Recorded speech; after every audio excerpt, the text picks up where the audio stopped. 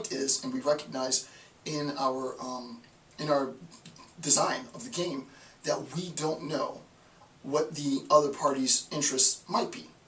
We might know, right?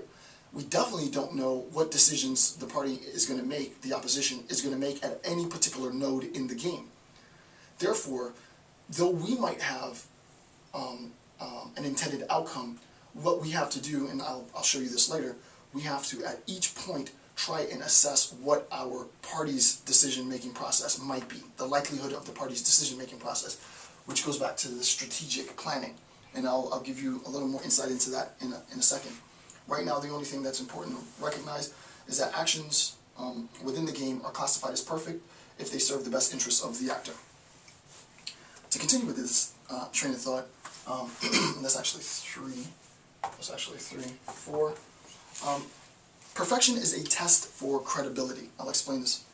So perfection is a test for credibility. So here's the example.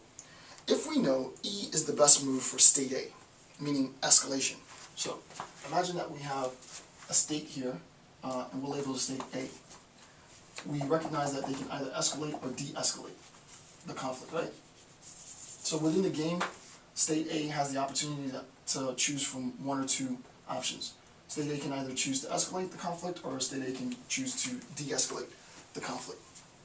Okay, so if we know E is the best move for state A, but state A chooses to de-escalate the conflict, the action is imperfect because it undermines state A commitment to winning the game. I'll say that again. If the best action for state A is to escalate the conflict, and we anticipate, let's say we're B, and we anticipate that state A is going to escalate the conflict because it's going to serve their best interest, whatever that interest may be. Right? Remember, this game is taking place in a non-cooperative sense, between two parties to the conflict. Right? If I anticipate that state A should, right, it's almost an ethical claim, right? State A should escalate because escalating the conflict would be a perfect action, right? Escalating the conflict would be a perfect action for state A. What does that mean? It means that escalating the conflict would be in state A's best interest, but state A doesn't escalate the conflict. State A de-escalates the conflict, which is contrary to what's in state A's best interest. What ends up happening is state A has undermined its commitment to winning the game. Right? So anytime we're talking about perfection, perfection is a means of testing the credibility of the player in the game, or the actor in the game, right? So this idea sounds, it's a lot of technical verbiage, and I know I said it rather quickly. I'll give you a very, very simple version. Sort of the idea is, if you say that you're going to threaten someone, right? And you know that in threatening someone, it is to your best advantage to threaten this person, because if you don't threaten this person, they're going to think that you're weak and they're going to attack you. So I need to show them that I'm not scared in order to protect myself. The moment of truth arises and you don't have the courage to threaten that person. Because you haven't threatened that person, the person is in fact going to see you as weak, and now you're going to be attacked, right? So what you would say in that analysis is that my actions as an actor in the game was imperfect because my actions didn't maximize my interest, right? My interest is supported by threatening, escalating, and I did not escalate. Therefore, I undermined my credibility at that point. What ends up happening is there's historical notes that political scientists, international relations analysts, government analysts use. The state has historically, and I'll show you this later, the state has historically maintained its credibility, which means when it says it's going to do something to its interest, it does that thing.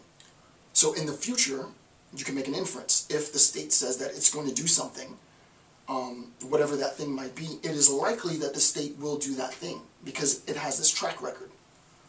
If it is the case, however, that the actions of the state or the particular party are imperfect, right? The actions don't maximize the best interest of the state, then what ends up happening is that the state has a history of not being credible. So this is the example of the boy who cried wolf, right? In the story of the boy who cried wolf, the boy says, wolf, wolf, wolf, there is no wolf.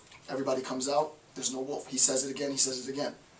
When there actually is a threat, when the wolf is actually present and the boy cries wolf, what we've done is we've recognized that he has undermined his credibility in a very real sense and in a technical sense.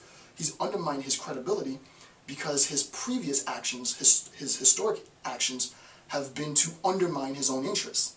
Right? He's just playing games. So now when the threat is really there and he cries wolf, no one's going to take him seriously.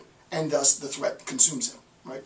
So that's probably the clearest way of explaining the relationship between perfection, credibility, and sort of strategic planning in this war game assessment.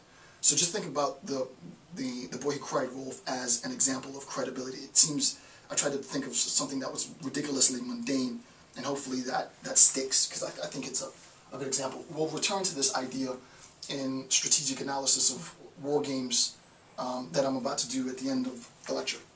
Alright, next thing, just as a side, is the notion of deterrence theory, and maybe in another lecture I'll go into more detail on deterrence theory. I gave you a preview of what deterrence theory is, and I'll explain it in an extremely general sense, just so that you understand the concept. We'll abbreviate it DT. Deterrence theory. Threats can de-escalate an escalation of conflict. Right?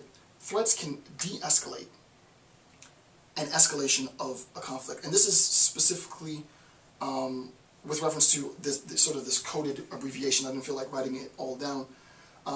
Is decision-based non-cooperative game. So DBNG stands for decision-based non-cooperative game, right?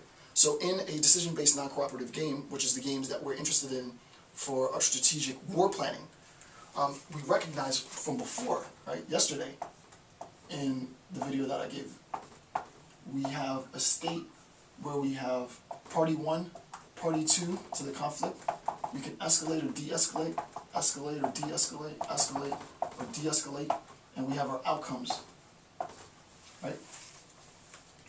Deterrence theory, threats can de-escalate an escalation of conflict. And the example that I gave was, if there is significant force from a superpower, if you will, to another party to the conflict, and that force is recognized, the threat of force, or the potential escalation of the conflict, can overall de-escalate their attempts at conflict. We recognize that, the threats have historically, and I'm going to be a little bit more technical, when state 1, or when party 1 in the past has said that if you continue to do this, we will attack, they have done so.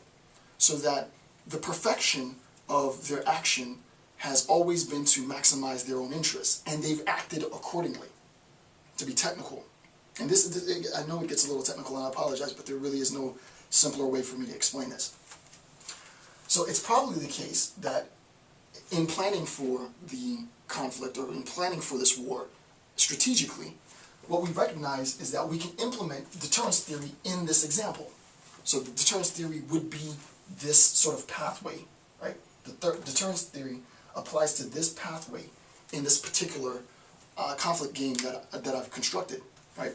We recognize that what we want to do is de-escalate the conflict, but it's not going to be the case that, we're going to arrive at a reward, right? A state of kumbaya where there's no conflict at all. What we have to do is we have to show force, and in showing force, that's going to de-escalate this otherwise extremely escalated conflict, right? So instead of getting this where we're both at war, we're hoping that we're going to circumvent, right? We're going to circumvent the potential to otherwise go this way, right? But by escalating our conflict, and they will recognize the force, right? So it's a deterrence. Our escalation of the conflict serves as a deterrence to the overall conflict, right? And specifically, this is labeled in the game as succumbing to temptation, right? And that's what DBNG stands for. Escalated, de-escalated, right? State 1 escalates, de-escalate. Escalated, de-escalate, ED, DBNG for decision-based non-cooperative gaming, right? So ED in DBNG is sort of the visual instantiation, if you will, meaning, instance of deterrence theory in a non-cooperative game, right? So this is this in the game.